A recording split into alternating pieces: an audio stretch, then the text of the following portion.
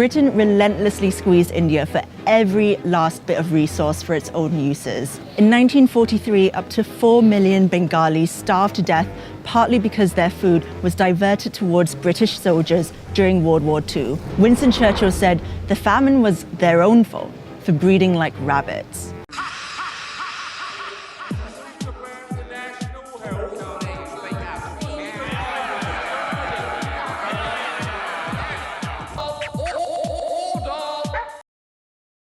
During the war, I rested my trust in the British people. Time after time, I warned them of the dangers ahead. On, Pakistanis and Indians. So, colonialism, maybe not all that bad?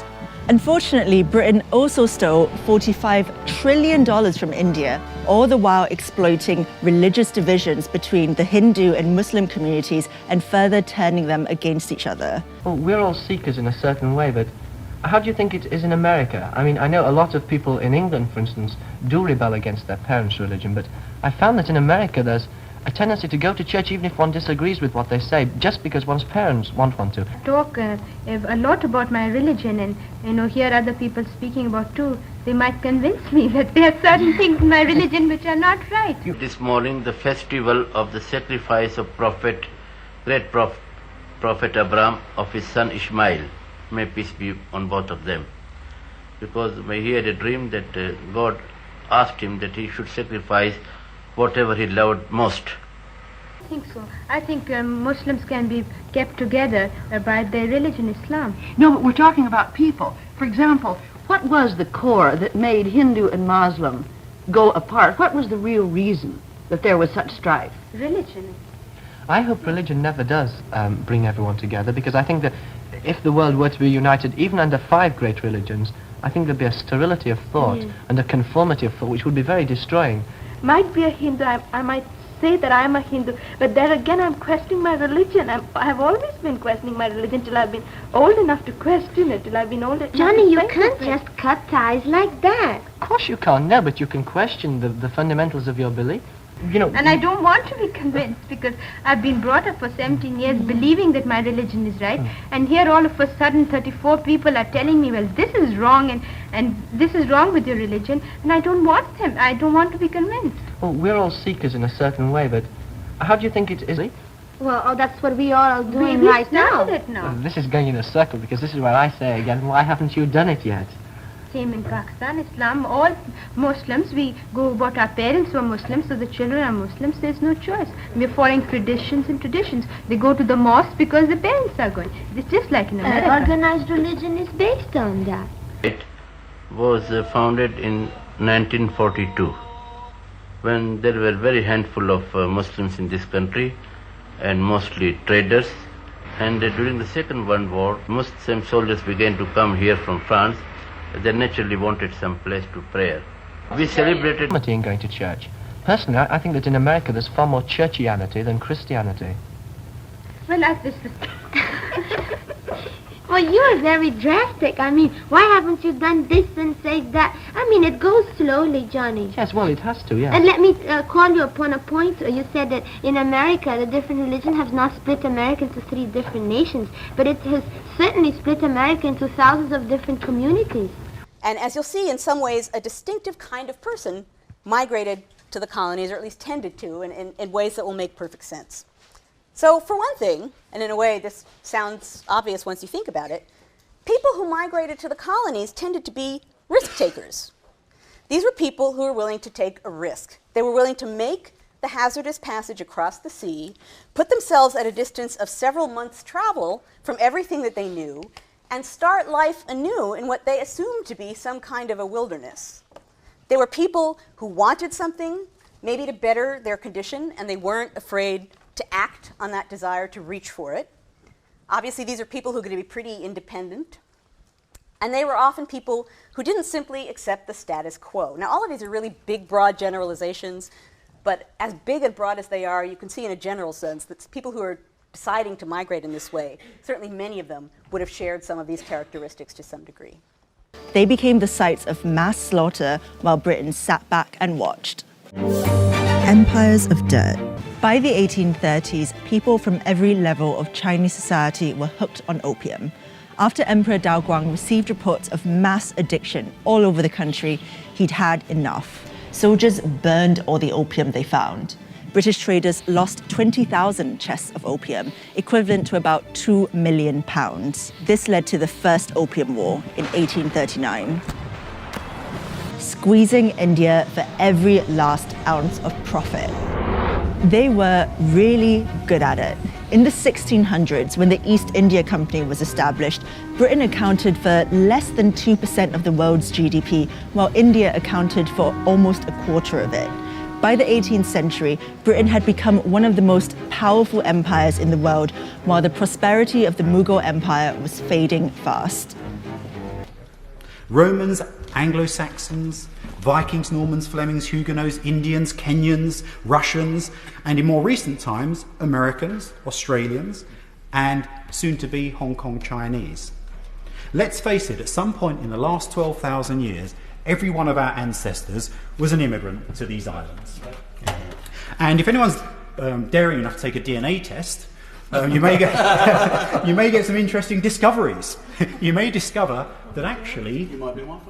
I may be. You may discover that actually we are all related. If you go back 70,000 years with modern human beings, we're all from the same, absolutely, we're all from the same stock. Well, don't you think truth is far more important than a sort of conformity, a tradition of organized religion? Until a person is able to reason for himself, he's got to have grounds. Yes, but you yourself are a very intelligent girl, and yet you're rather reluctant to go against 15 years of indoctrination from nuns. No, I'm not for myself. Yes. I'm not reluctant for myself.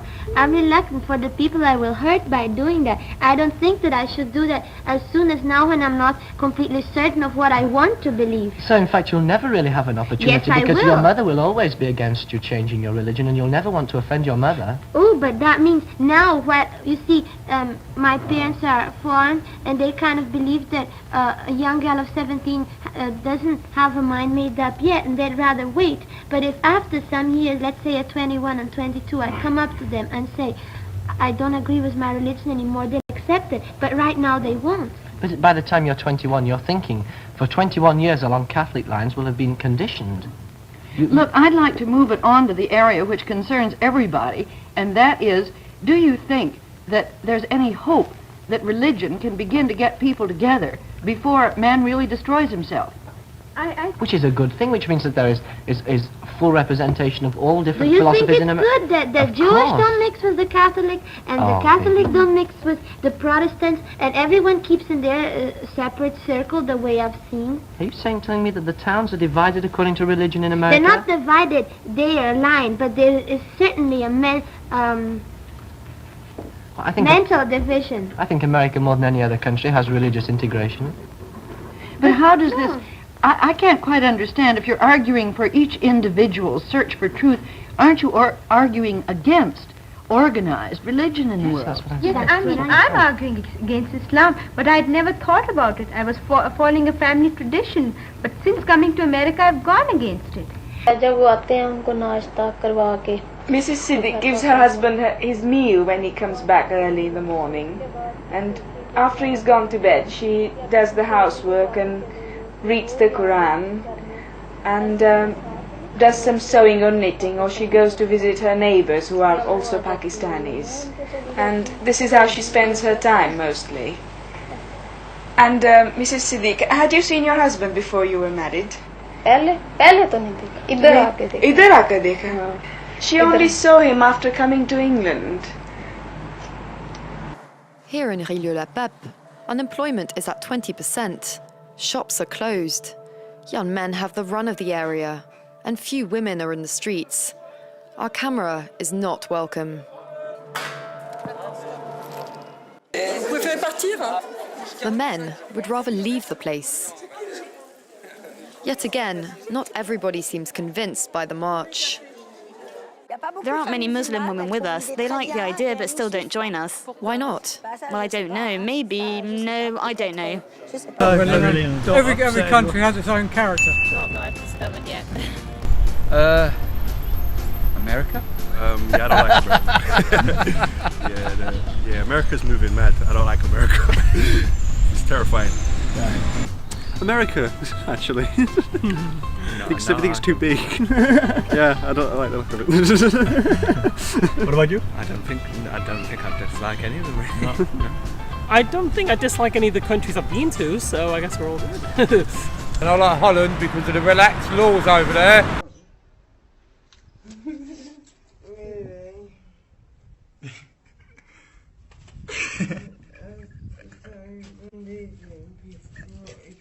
After it was no longer profitable to remain in India, and after receiving huge pressure from the Indian independence movement, the British finally left in 1947. Before they went, they split the country into two: Hindu-majority India and Muslim-majority Pakistan, in an act that became known as partition. But in their haste to get out of the country, British diplomats arranged a shoddy partition agreement that ignored the fact there would be inter-religious conflict. And then you get your you give them a democratic way of life in due course of time. You are not giving those people a democratic way of life because you feel they ought to give it. This is just a camouflage retreat from a position you know is no longer tenable. But before, they did not have a democratic way of life. You had a system of the chief always being king, a bit like the royal family, but he was definitely king. You often had a system of slavery, which I think still exists in parts of Africa and also in parts of the Middle East, so the headlines are telling us. And Britain went in there, and she gave them this democratic heritage, which people are adopting. You cannot get away from the fact that however much they hated us, still people are taking up exactly the same democratic way of life that we have taught them. And how, Armin, could you say that colonialism is no good? You said something at the beginning. I think that we retarded you or something. We do admit that we did gain some advantages from colonial rule, but what you took out of us and the amount of damage that you have done, just look at us. Now we are in a society that can be compared to a society in a medieval period. And moreover, I think that your policy was such to create differences within the country so that we could not be united and rule and throw you off. So that has resulted in many of our present day problems between India and Pakistan. That's my own personal view. Yes, I heartily agree with you. But what would have happened if Britain had never come here? Do you think that Pakistan would have advanced beyond Britain? I said that I admit that we do owe that democratic way of life, and we do and owe also certain the railways, and also the dams, and also the way of agriculture, and also the way of education, and also the way of government. Yes. But the amount of Sarah, Sarah, the amount of wealth you took out of India, that is nothing compared to what you did for us. What? You took tremendous amount of wealth. You built up the whole British kingdom from India. But what is material wealth compared? What is material wealth? But what is it? A little bit. You don't know what material wealth is. I wonder, do you realize that without material wealth, your great empire would not have lasted a single moment? And do you also realize that it was because of our wealth, with our crops, our cotton, our jute, which has helped to make you a great empire, and in return for this, you offer us a vaguely nebulous democratic way of life, which you would have come to anyway.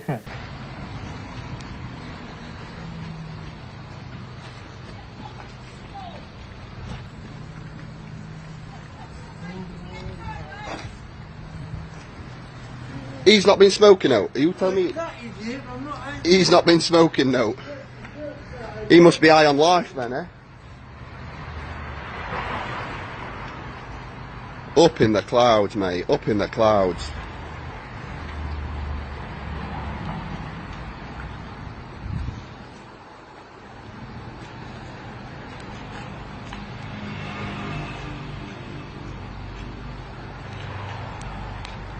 Well, my honourable friend has played a noble role amongst other colleagues in challenging some of those institutions that have brought exactly the cultural Marxist agenda that I described.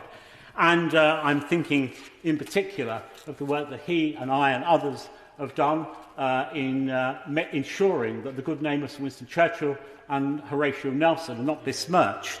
And in doing that, we're not, of course, arguing that all that came before us was good and pure, but to take the view that these individuals should be judged by the standards of today and not seen in the context of their time is ahistorical rather than an interpretation of history. The British were so angry that their drugs had been stolen that they sent troops to the region to demand economic reparations for the financial losses they'd incurred while illegally trafficking narcotics into a foreign country.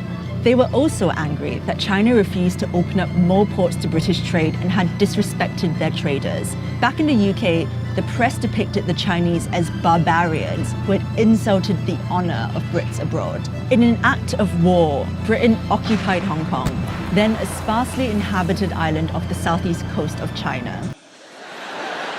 The country's getting it back. These people are reinvesting. After partition, millions of Muslims trekked to Pakistan and what is now known as Bangladesh, while Indians and Sikhs headed the other way. Violence between Pakistan and India ensued. These people are the heroes in this mess. Within a year of the British leaving, 15 million people were displaced and between 1 and 2 million people were dead. No poor people spending, it's fucking rich people saving. That's the problem. The money's there. Just need to get it to people that will fucking spend it. I would put the dole up. I would make the dole £1,000 a week. That's how you kickstart an economy. Trains became the sites for mass murder during the migration. Trains filled with refugees crossing the border on each side were stopped, and everyone on board was murdered. There is just some people, you see, those are not changed. Still, they are thinking that they are living in Pakistan. They never think that they are living in Bradford.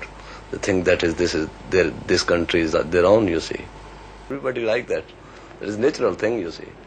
It's quite natural. Where your friends living, you want to live there. I think parda, which confines the woman to the four walls of her house, doesn't give her freedom of movement, doesn't recognize her as a person. I personally would not like that to happen to anybody. I think, this is my personal feeling again, that woman is just equal to man. She has got every right to have her personal freedom and go out, do a job if she wants to, feel free. But of course, I would not like her to become as westernized as I find some of the women here. Of course, I don't mean to pass any reflection on your society. Far from me. You have your own ways. Well, I would like to say that first of all, material wealth is something which does not last. Perhaps it's rather nice for one generation, as we ourselves have seen, because I admit that we took it from you. But what does last are the ideals, are the way of life, are what are men's thoughts. And it is Britain, I would say, together with the ancient Athenians. Yes, I class ourselves with the ancient Athenians of being full of ideals and of brilliant ideas that have helped the world forward to progress, irrespective of the damage we might have done on the way with material goods. Yes, that's most interesting. It might interest you now, in turn, to know that democracy is not your gift alone to the world. No, not my own. In your country, or even you claim from the Greek heritage. Yes. It is a fallacy to which many of your countrymen are subject. Anyway, I would say that you got most of your ideas from Rome more than Greece. And from, in my country, I think we had the ideals of democracy long before they were ever thought of in your little island. From China all the way to Spain, under the Ottoman Caliphate, the Abbasid, the Umayyad Caliphate. From Libya, you come to Syria, to Iraq, to Afghanistan, to Somalia. I mean, Australia, New Zealand, South America, North America. The sort of Britain that we want is a Britain where the Sharia is implemented. How is it that we can now deny just safety? Whether it be France, whether it be other countries, whether it be European countries. So there is a serious political problem. If if you want to change something, you have to be a part of something. You have to get involved, you have to educate yourself on it, and you have to make a change from inside. It's all good and well having opinions saying no one listens, but if you're not there to be listened to, who's going to listen? During the war, I rested my trust in the British people.